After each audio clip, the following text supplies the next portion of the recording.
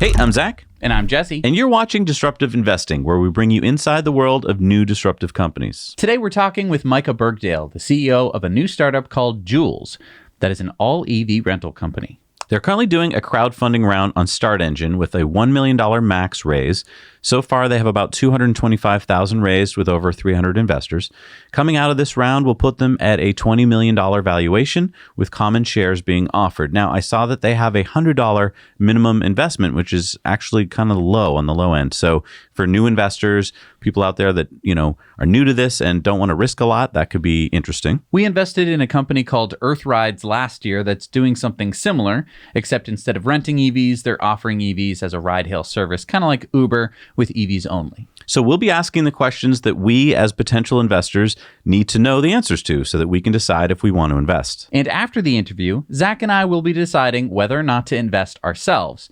And you can find out our decision by joining us over on our Investor Club Patreon, and the link is in the description below. Now, help support the work we do every week and get valuable insights into disruptive companies with monthly live streams that we do with founders and CEOs and weekly Investor Club bonus videos that are only available to our patrons. All right, let's dive in and meet Micah from Joulez. All right, we're here today with Micah Bergdale. He's the CEO of Joulez. You are in New York right now, right? Yeah, I'm based in the South Bronx. Thanks so much for joining us today. And tell us a bit about what Joulez is. Yeah, so we are an all EV rental car company based here in New York City.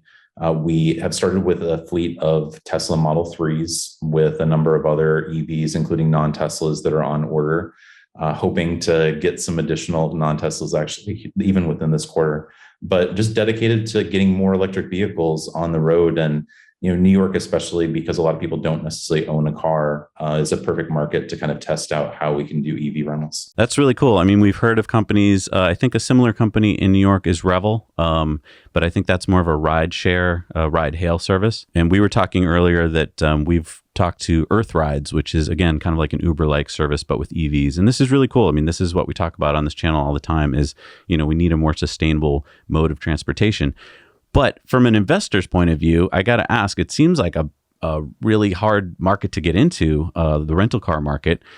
Tell me how many cars you have and how is this going to work? Yeah, so right now we just have a handful of vehicles. So it's about 5 Teslas that are on the road as we speak.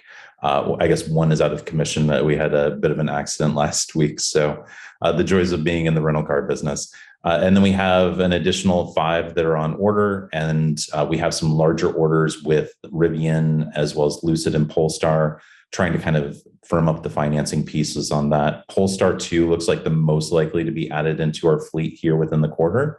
So, we're trying to get up to, our goal is to be over 100 vehicles actually over the course of the next couple months. So, I mean, I think most people are kind of familiar with rental car places. You land at the airport and you get all your bags and then you have to trek halfway across the earth. Seemingly, you're like, didn't we just pass our hotel? Then you get to the Hertz place and there's a big long line. Everyone's getting off buses and getting in line. Are we Enterprise or Hertz? We don't know.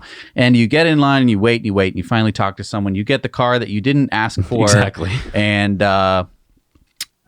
so how are you going to do this? Are you going to be next to Hertz and you're going to be giving people the cars they weren't asking for? So it is very much app-based at this point where, people put in the request, they let us know if it's an airport-related request, they let us know when they're landing. We have the car then ready to go for them. The vehicles are parked in Ridgewood, Queens right now. So that's kind of relatively halfway between LaGuardia and JFK for anybody that knows their New York City geography.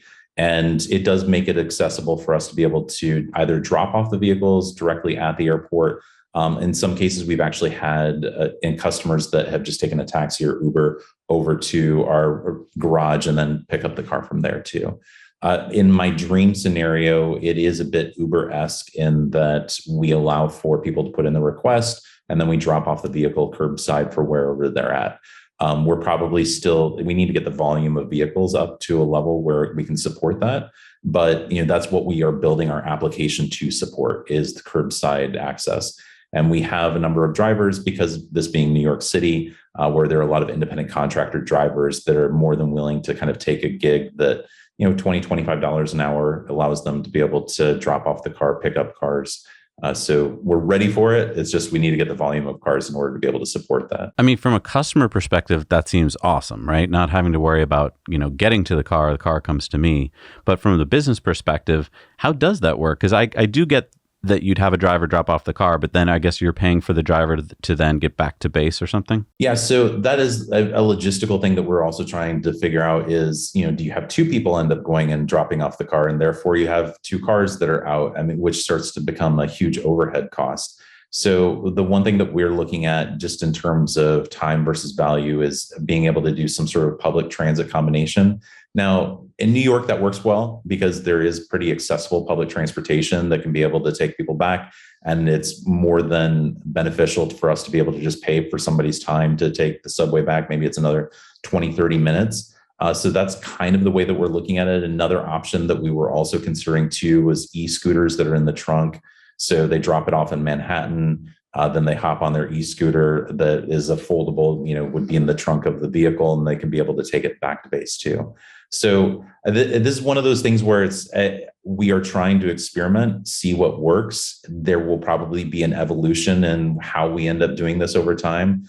One of the most intriguing things, which is probably years away, but there's a company called Vay in Hamburg, Germany. I'm not sure if you've heard of them or not, VAY. And it's a semi-autonomous approach where they actually have outfitted these vehicles where they are able to be driven without somebody behind the wheel physically, but there's actually somebody who is behind the wheel at all times in a virtual center. And so it's basically think like I'm at my computer and I'm driving the car, even though I'm not necessarily behind the wheel. We thought that was a pretty innovative approach because we think that autonomous vehicles, like fully autonomous, is probably closer to a decade out, and that might be an interesting interim approach. But it's just an example of kind of things that we're looking at, we're exploring, we're trying to understand, like, how can we do this the most economical way possible to be able to get people their car when they're ready at the curbside. So now I'm reimagining, we land at the airport, and I have it on my app. How in advance do I rent? Do I choose when I'm renting and where? So right now, the rental reservations are days in advance. So it's not necessarily at that level of like, I want to rent right now, so therefore, bring the car right away. Again, volume is everything. Our cars are completely booked through the month of February, which is a great position to be in as a rental car company. But it also means that we just need to be able to increase the number of cars that we actually have in our fleet, which is a big reason why we have this Start Engine campaign going, is just to increase the number of cars and really get as many on the road as we possibly can. Okay, so I've already kind of chose when I'm renting the car. I've landed. We get all of our bags. Where do I go? Let's say I'm at LaGuardia. Like, do I just kind of walk out onto the pickup section? Yeah, you would go to the pickup area. So I'm not sure if you've been to LaGuardia as it's been reimagined, but there's actually a pickup area that's in the garage itself. And so you're able to actually bring the car up and drop it off to that person. In my ideal scenario is, we have a garage that maybe it's on site at LaGuardia or it's just near LaGuardia. You bring the car in, the driver's able to hand it off to the renter, and then the driver that works for Joulez then turns around and gets on public transportation to go back to the base. Now, you mentioned a lot of other cool cars that you're looking to get, Lucid, Polestar. Why not just go for some cheap Leafs or some cheap Bolts or something? The Leaf was a bad experience. So we have a operations partner that we work with here in New York that cleans the cars, markets the cars, does the pickup and delivery right now. And they had a Nissan Leaf as part of their fleet. And they literally had 4 people who, within one day of a multi-day rental, returned it and said, give me something else, anything else. It doesn't have the range. There's challenges around kind of finding the charging infrastructure. I just don't think that they really kind of thought through the entire customer experience. It's very much made for, I live in the suburbs and I'm going to be driving, 20, 30 miles to run errands, and it's a nice second car, but not necessarily I'm going to be driving a long distance. And therefore I need to have access to charging infrastructure and understand where that is and how low my range is getting. It just seemed to cause a lot of range anxiety with where the Nissan Leaf was at. So could we go cheaper? Absolutely. But it just seems like the type of renters that we're getting really struggled with how a Nissan Leaf actually operates. Most of the people that are renting these Teslas, by the way, just to kind of give you a consumer profile, are people that are actually trying to escape the city. So more often than not, we're actually getting people, and I think there's a bit of a COVID phenomenon where, they've been trapped in the city. There's not as much to do. They want to get out to nature. And so they go upstate New York, they go to Eastern Pennsylvania, they go out to Long Island. So that tends to be our typical renter right now. Oh, so I mean, that's a different experience. So I live in the city. Let's say I live in Manhattan, and it's, of course, I don't own a car. I take the subway or e-scooters or however I'm going to do it. Yeah, you've been trapped with COVID, and you're just like, honey, we have to get out of here. How are we going to rent a car? There's there's not that many car rental places in New York Center. So, I mean, do you drop off the car? You just drop it off at their apartment building? Exactly. So it's at their apartment building where we end up bringing the car to them. So we're right now, if you wanted to actually rent any of the Joulez vehicles, you can go on the Turo app. So we're utilizing Turo basically as a test platform for us. We are the only Teslas that are in New York City proper. New York has some kind of weird insurance laws around whether you can rent vehicles as an individual owner. We have the right commercial insurance policy through our partner that allows us to be able to do that. So that's where you can be able to rent them. And that's kind of been our toe in the water, so to speak, in terms of testing out the service, seeing how this works before we fully launch our own app. So I got to imagine a lot of customers are going for this because it's their way of getting into a Tesla, checking it out, what's all the hubbub about, right? And then I'm guessing that you're going after Lucids and Polestars for the same reason. It would be a great way as a customer to be able to check those new models out. Yeah. I mean, the conversations that we've had with Rivian, Lucid, and Polestar in particular, they're just starting to really ramp up their manufacturing of getting these vehicles on the road, and they don't have that many showrooms or capability to do that many test drives. And I mean, I've done dealership test drives. They're fine, but you don't necessarily get a really good feel for would I want to actually buy this vehicle. And I think that was kind of the aha moment for me, and why I wanted to do this was I rented a Tesla through Turo. It would have been over a year ago. And the owner was fantastic. He gave me his phone number. We were able to FaceTime while I was on the road. There were little things that came up that, I had never driven a Tesla before. I've been inside one, but never driven one. And, just there were questions that I had as part of that kind of being a new Tesla driver. And there have been so many instances where people get behind the wheel of a Tesla and they're like, how does this thing work? It's just, it's a computer on wheels. And if you are not necessarily familiar or you haven't watched the YouTube videos or kind of, engaged a little bit more, it can be a little bit challenging and a little bit overwhelming, especially, for people that might not necessarily be in the tech industry or as tech savvy. So we really wanted to create an experience where there was an opportunity to be able to engage with us throughout the entire process of renting the vehicle. So that way they can understand, where do I charge? How do I charge? How does the interface in the center console actually allow me to kind of understand what's going on with the vehicle at any given point in time? What are some tips and tricks that we can provide to people that makes their experience more enjoyable? And we want to do that with all the EVs that are coming out. I love Tesla. I love the fact that, they've been a pioneer in the industry, but at the same time, we know that Tesla is not going to be the only game in town, and we want to give people the opportunity to experience a number of the EVs that are coming to market. So I'm a new to Tesla customer. I'm intrigued by this. I rent one from Joulez. How do you teach me about charging, supercharging, autopilot, all that stuff? Am I FaceTiming with you in the car? So the first step is just when you rent that we'll ask you questions. So we have a survey basically have you ever driven a Tesla before? What's your level of comfort with an EV? We'll determine okay, they've driven a Tesla before, probably minimal amount of questions. Here's the keys. You can get on the road and go. If somebody's new and it's more about the experience of being able to drive a Tesla, the driver who's actually handing it off to them will answer any questions, kind of walk them through the basics of here's the key card. Here's how you unlock it from your phone. Here's how you kind of synchronize all of your preferences from your phone onto the vehicle. Here's how you start the car. I mean, that was the other great thing of this Turo host that I ended up working with in Connecticut when I rented over a year ago, was we just drove around the parking lot for 5 minutes. It wasn't a huge amount of his time, but it gave him an assurance that, I'm not going to go and crash his car. And similarly, that, I felt comfortable getting behind the wheel of the Tesla too, because I was taking it from the New York City area down to Virginia Beach. So it was a healthy, a road trip to be able to take this down.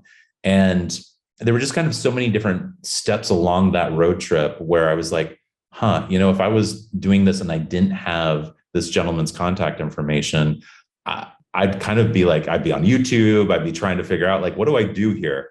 And so it's helpful to be able to, whether it's text, whether it's FaceTime, so just to kind of use the appropriate term, we're building Zoom directly into our app. So there will be a Zoom link in our app that will then ping customer service that allows you to do a video call. And, on a mobile device, you can be able to switch that camera around so we can see on the screen at any given point in time.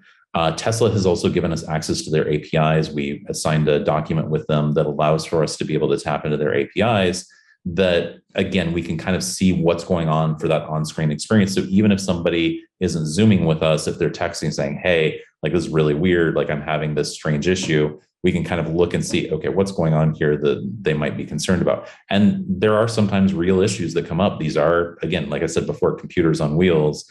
And there's a real opportunity to be able to kind of engage with that customer and support them and make sure that, it goes as smoothly as possible. Because we want everybody to have a good experience with this. That's really the goal at the end of the day. I want to make sure that anybody gets behind the wheel isn't saying like, oh, I never want to rent a Tesla again. And that's where I have concerns about like Hertz is doing, the Tesla rollout. If you've seen the Model 3s that they've rolled out, they're pretty generic, they're pretty locked down, and there's not a lot of capability for the customer to get a full experience of driving that Tesla. And so we just want to make sure that we're supporting that customer and then giving them full access to all of the vehicle's features too. Yeah, I mean, I saw that Hertz isn't getting full self-driving for their cars. Is that something that you'd be doing differently? Are you going to pay for the extra full self-driving for these cars? I think our insurance company would hang me in a public square if we ended up doing the full self-driving for right now. It's just not where it needs to be from an insurance perspective. And that's really the biggest holding back that exists there is we need to make sure that the insurance industry is comfortable with the idea that they have full self-driving, especially with drivers that, they don't necessarily do a profile of who these drivers are ahead of time. And so if we're having kind of a random person, walk through that scenario, they get off the plane at the airport, we don't necessarily know that many details about them, and they get a full self-driving vehicle. The risk of an accident and, God forbid, death is just so high that we really want to make sure that we're minimizing any potential risk there. Has your insurance company or the companies you've been working with, do they recognize that Tesla is the safest car on the road? Like, have they given you kind of a price break because they realize that? Or has it been a tough sell? Because we hear from many of our viewers that like they have to kind of educate their insurance companies like this is a Tesla and it is safe. Yes. And actually, it's funny enough. One of the fears that the insurance industry has had for the car rental piece of it is that the vehicle theft rate is very high in New York City. And I have to go through the education process of saying, like, if somebody's behind the wheel at any given point in time, I have administrative capabilities on that Tesla. I can just shut it down, lock them out of the car and go and pick up the car. Like the risk of somebody stealing a Tesla is infinitesimally low. And I mean, that's a perfect example of educating the insurance industry about why this is fundamentally different than a traditional car that may have more risk of insuring, like a Nissan Altima as an example, that just doesn't have those kind of safety features built into it. Now, charging, I noticed that you offer free charging to your customers. That seems like as a customer, that would be a huge benefit because like I hate at the end of a car rental with an ICE car, having to go find a gas station, remember what I had the tank at before. If you don't return it with that amount, you get charged some exorbitant gas fee.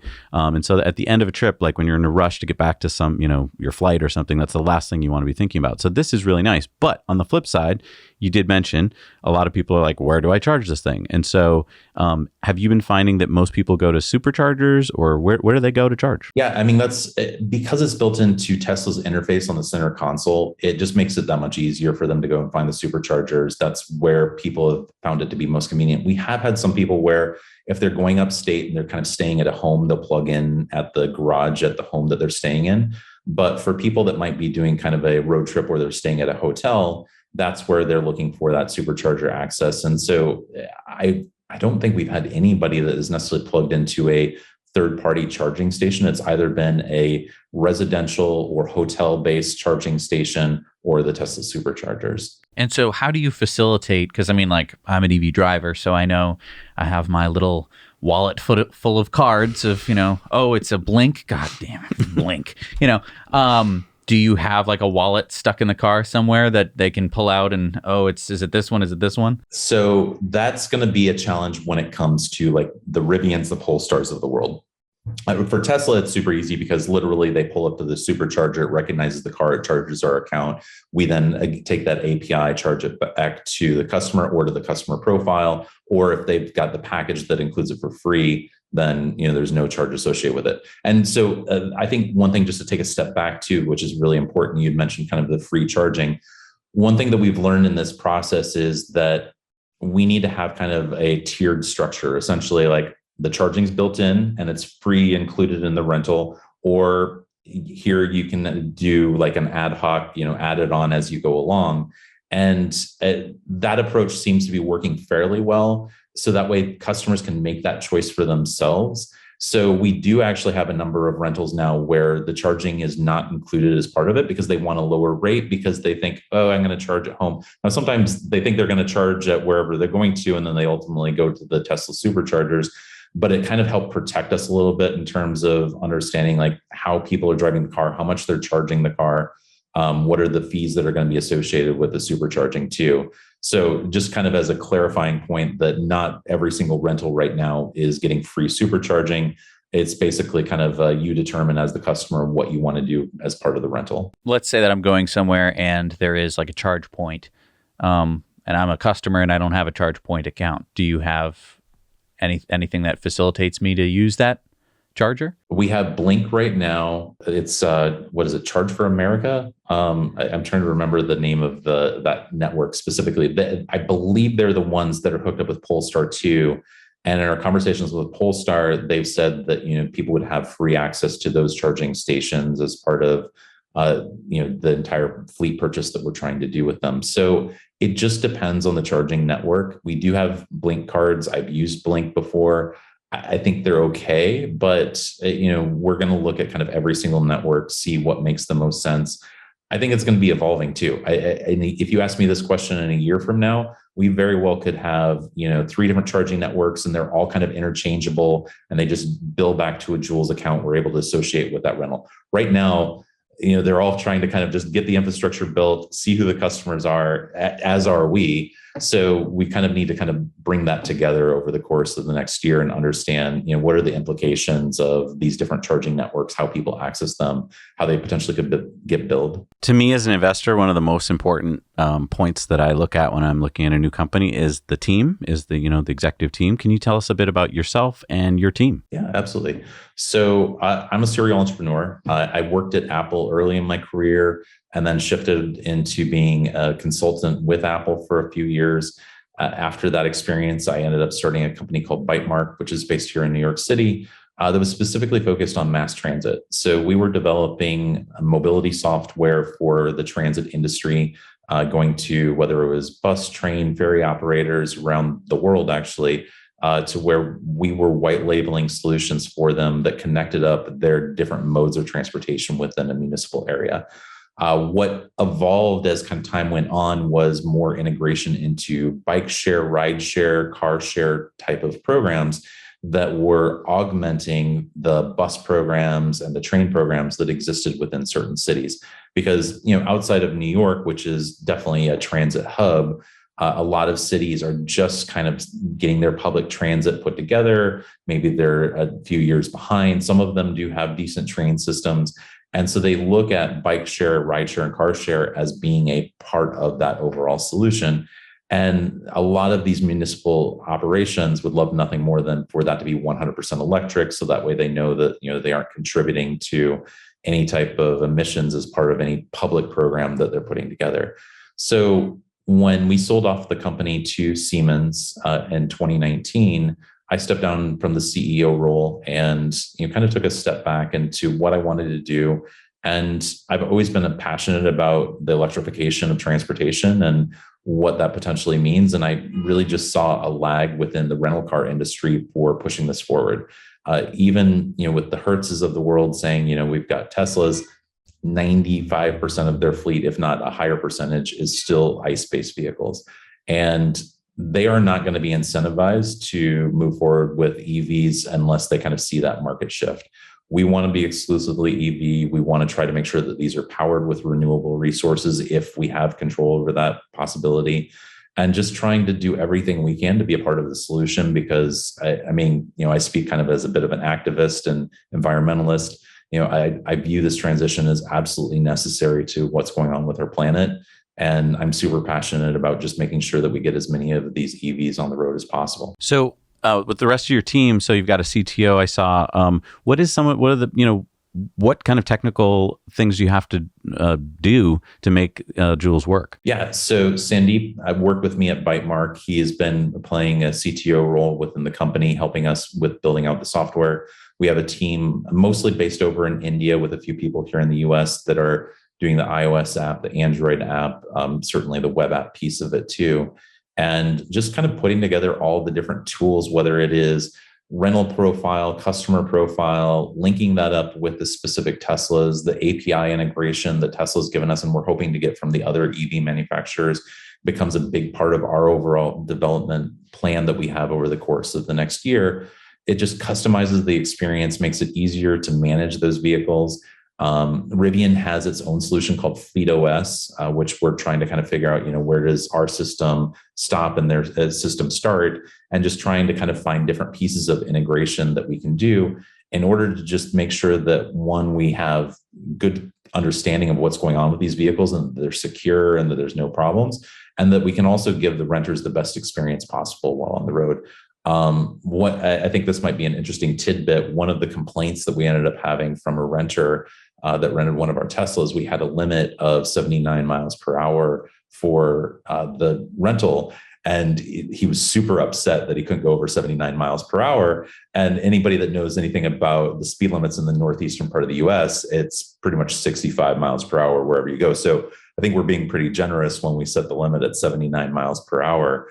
And it's an example of different things that we're kind of playing around with in order to make sure that the vehicles are safe, that they are still a good experience, but that we're also not having people, turn the interstates into, NASCAR racing tracks too. So now looking at the financials, I was doing some back of the napkin math and just trying to estimate, it seems like it's a premium rental. Like the only way to make it work, it seemed fairly premium. I know that Turo works for a lot of people, but that's generally because it's also their car. Do you have an idea of like how many years for payback on something like a Tesla? So right now, based off of the rates that we're able to generate and the utilization that we're seeing, the payback for the vehicles should be within a 3-year time period, which is about industry average. The other thing that has benefited us in terms of where we're starting at is that rental cars are much more expensive right now than they've ever been. And so, EVs all of a sudden become very cost competitive because every vehicle is actually getting charged a lot more. So we actually feel pretty good about where it stands, at least for 2022. And certainly as prices come down for EVs, range increases for some of the $30,000 models, then all of a sudden we're in an even better position to be able to bring those prices down for customers. But you're absolutely right? It is a premium rental experience. But what we're seeing is that people look at that as part of that's why they're doing it as a road trip. People aren't doing this to go and get groceries. They're doing this because they want to have a fun, exciting trip, going upstate or going to Eastern Pennsylvania. And they view that Tesla as part of that overall experience. And I guess I would pose a question to anybody that was listening, which is, when was the last time that you rented a car and you looked forward to renting that car as part of the overall trip experience? I know before Joulez, I certainly didn't. It was kind of one of those things, is like, just give me the car and get me out of here. So we really want to make sure that it's a great experience and that people look at it as part of, the overall excitement of whatever destination and journey they're taking. Yeah, because I can't stress that enough. So many times, even if you do pay for the premium car rental, you get to the agency and, it's just whatever they have on the lot. And, maybe they'll even up you, but it's not really what you wanted. Here, it sounds like you're getting exactly what you signed up for. And I think that's a great point, which is one of the ways that we're doing inventory management is that when you book a Model 3, you're getting a Model 3. Now, I can't guarantee that you're getting the red Model 3 versus the white Model 3. Like, that might be a little bit iffy, but definitely if you were saying like, this is the vehicle that I want, that's the vehicle you're going to get. And the same goes with like Model Y, Model S, Model X. And Model 3s, it's at a price point that we can make that work. And Model Ys, we feel pretty comfortable about that too. We're going to be taking possession of our first one here in the next month. And, it's really kind of when you get into the high end luxury, like the Model X, Model S, that we kind of have to balance out, can we make sure that we're generating enough revenue from this rental and the demands there in order to be able to support it? So we'll find out. I mean, I have no doubt that there are going to be challenges along the way, but part of this journey is to really see what is the demand for all of these different EVs. How can we really excite customers about the EVs that we're putting on the road? And how do we create a profitable business model long term? And so that's part of why we leaned into Start Engine, is we thought that we can bring in a crowd that can help us test this out. Another thing, just to kind of make clear, I have a side job, which is live stream video production, which allows me to kind of work from anywhere, very flexible hours. But that also means I don't have to take a salary from this company. So this is not going into my back pocket. We're really trying to raise as much money as possible solely for the purpose of getting more EVs on the road. Now, speaking of challenges, you just mentioned that one of your cars was out because of, it got into an accident or something. Tesla's, we got a lot of flack recently for doing an episode on Tesla service not being exactly what we'd like it to be in some markets. I don't know what it's like in New York market. What is it like when you have a problem with the Tesla? Have you been able to get them fixed quickly and back on the road? But I don't know. Have you had enough experience to know? Well, it's our first experience. I can tell you it has not been ideal. The Tesla service centers themselves are so backed up in the New York City region that we couldn't get an appointment for a month. Now, there is a third-party authorized Tesla service center that was able to do this work. To give you a sense of the accident, the side mirror on the right-hand side ended up getting knocked off, totally destroyed. Luckily, no other damage to the car. Otherwise, it would have been even more of a headache. But just waiting for that part to arrive in New York City, which apparently is in a warehouse somewhere in Pennsylvania, is taking a week. And so it's just like, okay, if this was some sort of standard car that was out there, I'd be able to go just about anywhere and be able to get the part, add it on, program it, and you're done. In this case, it's a little bit more complicated than that. A week isn't terrible, but in the world of rentals, like that's lost revenue right there. I can't especially without a side mirror, I can't put that car on the road. So I have to wait for this part to come in order to be able to get it fixed. And it's not inexpensive either to do the repair. Does that concern you though we love all EV companies. We're in line to get a Rivian and so forth, but like that's going to be a problem, I think, with a lot of these startup companies. Polestar, Rivian, are they going to have service centers near you? Now, I know with Rivian, they say they're going to have a service center in like Brooklyn. So that'll be good for you guys.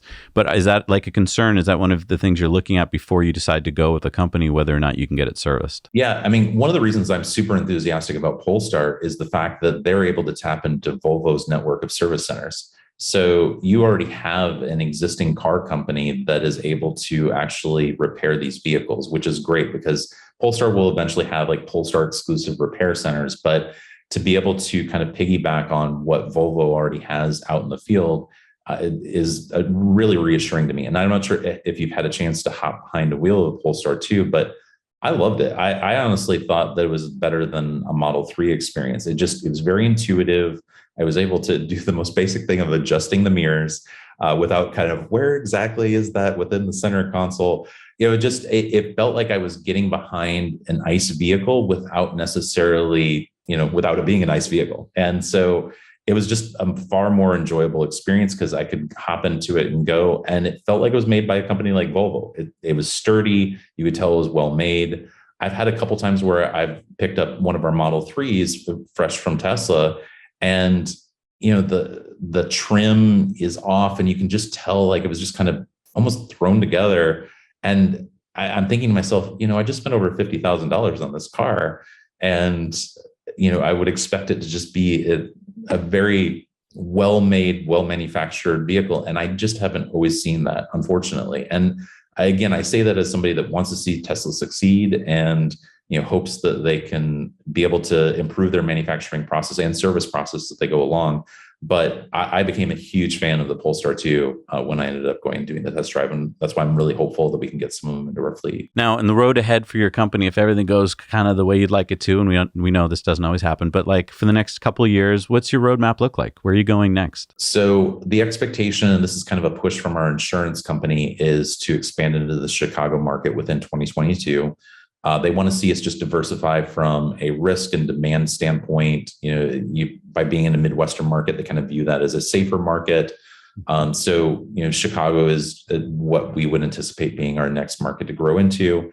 And one thing that we've talked about on our Start Engine page, so it's not necessarily a breaking news release, but we want to take into account some of the Turo functionality. So we actually want to tap into the EV community, where if they want to rent their car on the Joulez platform, that they're able to do that. And that becomes part of our overall rental car supply.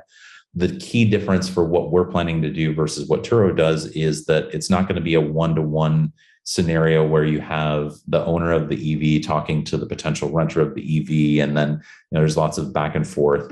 This would be Joulez manages the vehicle, and to the customer experience standpoint, it's going to be just another Joulez vehicle. They're not going to know that it might end up being owned by Zach or anybody else. From our perspective, we're handling the payments directly to the owner, and they just tell us what the availability of the vehicle is. They can either drop the vehicle off to us, or we can pick it up for them.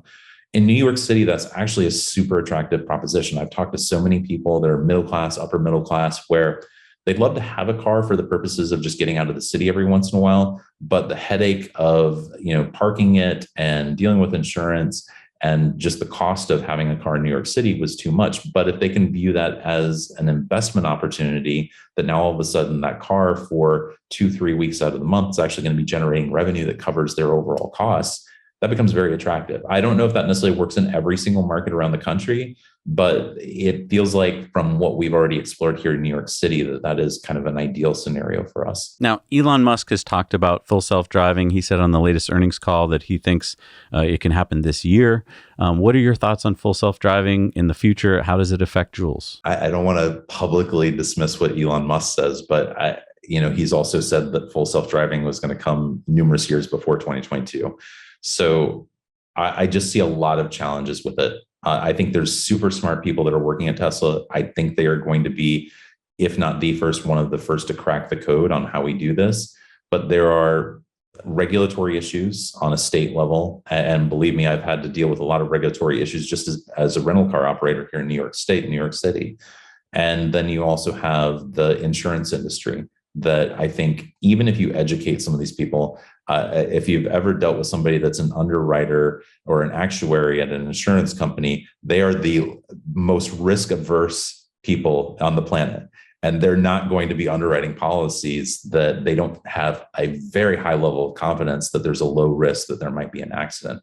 And I agree with your point that Teslas actually are very safe cars in traditional driving mode, but the full self-driving just has not been as tested as it needs to be for some of these kind of regulatory bodies and insurance companies to get on board with it. So it's possible, but I think, the second that we end up seeing our first accident that involves a full self-driving Tesla and a person who ends up getting hit, which is inevitable because accidents are just bound to happen, that the media is going to jump on that and say, see, this is an example of that this just doesn't work, or this is super dangerous. And I mean, you look at kind of the braking issue that's going on right now, where there's random braking that's happening with the Teslas. We haven't experienced with ours. I do know some other owners that have experienced that with one of the most recent Tesla updates. Again, it's like, if you can't manage braking, I'm not quite sure how you're going to be able to say that these cars are fully safe to be fully self-driving. So that's just kind of my skepticism as it relates to it. It's happening. It will happen. Part of why we want to own a fleet is that we want to be part of the process of being able to manage these when they do become fully self-driving. So it's not to say that we don't believe in the technology or that it's ever going to happen, but I think it's still a few years out before we end up seeing that become a reality. As we wrap up here, again, my biggest thing as an investor is you are leading the company, Micah. And so I want to know, what makes you a good CEO? I think one of the things that just makes a successful company and therefore a successful CEO is to be mission driven. I think some of the least successful CEOs that are out there are people that they started business because like, oh, this seems like a good way to make money. I think that people who are really passionate about the company and the opportunity and what they're doing, that's when you're able to really create success. I loved what I did at Bytemark because I felt like I was impacting the public transit industry and making it more efficient. And I believe in public transit because I think that's a better way for people to get around major metro areas. I believe in the electrification of vehicles, and I'm super passionate about it. And I think that passion bleeds over into how I interact with employees, how I interact with customers. Because that type of passion is infectious and it helps inspire people to do better, to be good customers, to be good employees. And I just think that's so important. I had an interesting conversation with somebody who was an ex-employee who I actually let go a number of years ago. And he sent me one of the nicest notes. This actually just happened today, where he said, the way that you set me up and let me go set me up for a long-term successful career within the technology industry. And I think that's representative of what I hope I am to the people that work for me and as part of the company, is that I really want to see people be successful. I want to see this idea be successful. And I'm not perfect. I'm not going to be the perfect CEO. I will absolutely make mistakes, as we all do as human beings.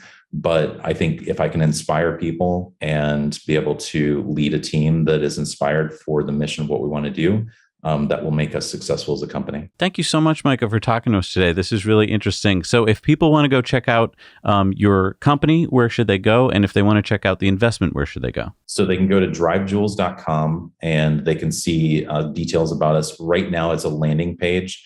They can go directly to Turo. And if they look up for any of the Teslas on Turo that are, again, within New York City, there's some over in New Jersey that aren't ours, but in New York City proper, they will end up seeing our vehicles. And if they want to learn more about the investment opportunity, they can go to startengine.com/Joulez. And that's Joulez, just to be clear. We'll have that on screen. Thank you so much, Micah. It was great talking to you today. All right, great. Thanks, guys. All right, so we just interviewed Micah Bergdale, the CEO of Joulez. You can go to their Start Engine page if you're interested in investing. We're going to tell you over on our Patreon, on our Investor Club story, about whether or not we're going to invest. We're going to go have lunch right now, talk about it a little bit, decide, and then we'll let you know on Patreon. So if you want to help this channel, support the work we do, because it's not free to go find these people, talk to them, and so forth, head on over to patreon.com/nowyouknow. Go and see about all the different perks we have there. We have all sorts of cool things you can look at, like our mugs and our Investor Club. If you want to join the Investor Club, it's pretty cool. We have a Slack channel with thousands of investors who we talk to every week, and we have bonus videos. We have things like this where we talk just to the CEO, where you can be on the call live stream and ask them questions. So go check that out. We'll tell you what we think, and tell us what you think in the comments below. Thank you so much for watching Disruptive Investing.